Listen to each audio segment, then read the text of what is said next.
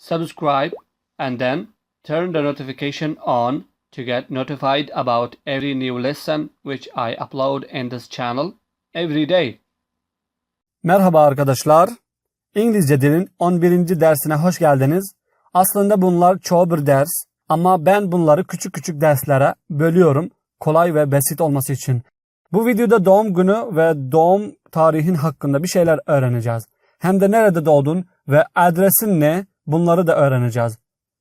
Hemen başlıyoruz.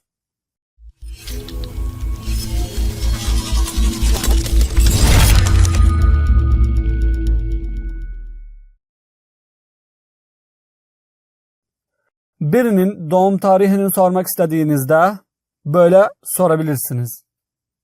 When were you born? When were you born? When were you born?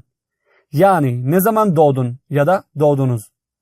When yani ne zaman, were yani idi, you yani siz ya da sen, born yani doğmuş ya da doğum. When were you born? Ne zaman doğdun? Şimdi doğum tarihinizi söyleyin.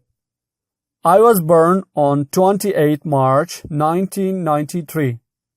I was born on 28 March 1993.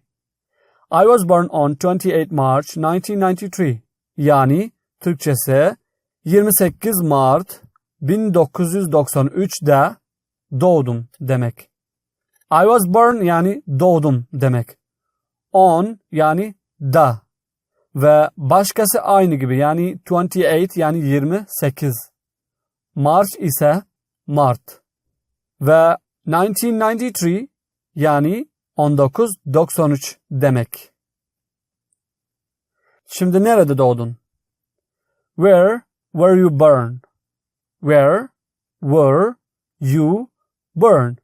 Maalesef 3 ağır burada geldiği için ses çok çıkıyor. Where were you born? Yani nerede doğdun ya da doğdunuz.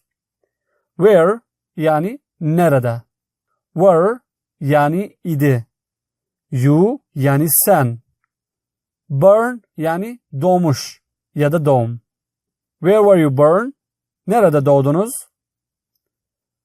Doğduğunuz yeri böyle söyleyin. I was born in doğduğunuz ülke ya da yeri. Mesela I was born in Turkey. I was born in Turkey. I was born in Turkey. Yani Türkiye'de doğdum.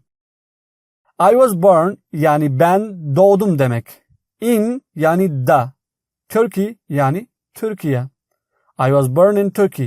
I was born in America. I was born in Pakistan. Bunların hepsini öğrendiğimizden sonra adrese nasıl sorulur onu öğrenelim. Adres sormak için böyle söylenir. What's your address?